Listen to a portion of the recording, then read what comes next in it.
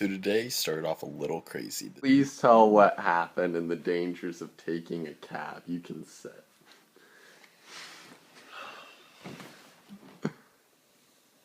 It's first off, it's almost 3 a.m. Took a cab home from Casey Moore's. I left my phone in the cab. So I called it, and I know it's on loud, because that's how I left it. So we called like 4 times, no answer. And I have by the way, I recommend to everyone to get the Find My iPhone app. It's through iCloud.com. Highly recommend it. Because I came across the most scumbaggy cab driver on the planet. So we tracked down the phone.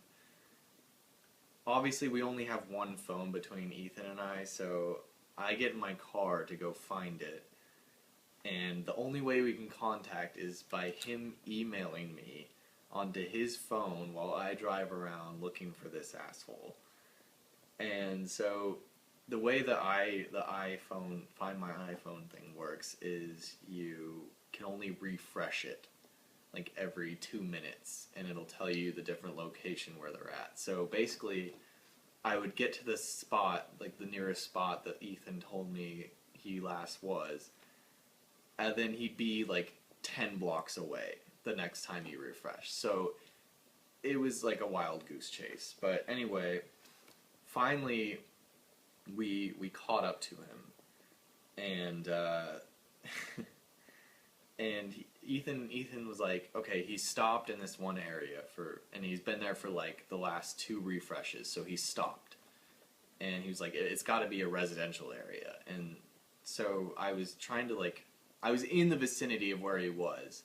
So I was trying to figure out where he was, and he was like, and the whole time I was thinking he was to the left, which is like a residential area with houses and stuff. And then finally Ethan sent me the picture of where he was on the GPS, and I was like, no, he's to the right, where that Walmart is.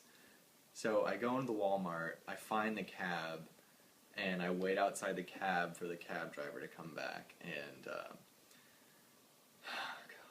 So I run into him, and I was like, hey, I know you have my iPhone, can I please have it back? And he was like, oh, sorry, a passenger said it was his, and he took it. And I was like, no, I have a GPS tracker that says it's right here. I know it's here, so give me my iPhone. He was like, dude, I don't have it. Someone else took it. And I was like, listen, man, I don't want to have to call the cops on you and shit like that. So just give me my iPhone and I won't press charges and I'll just go home.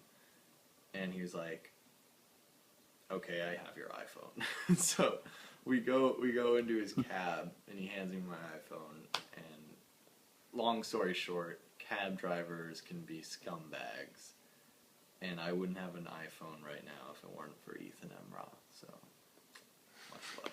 And the cops weren't gonna do dick. Oh.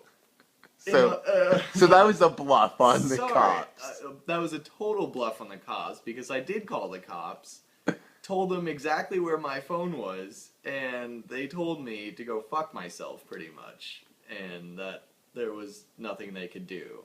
They were like, and I quote, well, we can file a lost iPhone report. It was like, okay, that'll be great 3 days from now when he's sold my iPhone on Craigslist. So, Tempe police, thank you for nothing. Ethan M. Roth, thank you for helping me track this scumbag down. Indeed. And then today also I had to get up at 5 a.m. to film for my capstone film. And then I went to Car Dogs at 8:30, and it was John Jackson's last day. So it's pretty sad having to say goodbye to him, but hopefully he'll visit me and Casey sometime since he lives in Iowa. And then tonight I've just been doing homework, so been very productive for the day, but I don't really like that a lot. So I'll see you tomorrow and subscribe.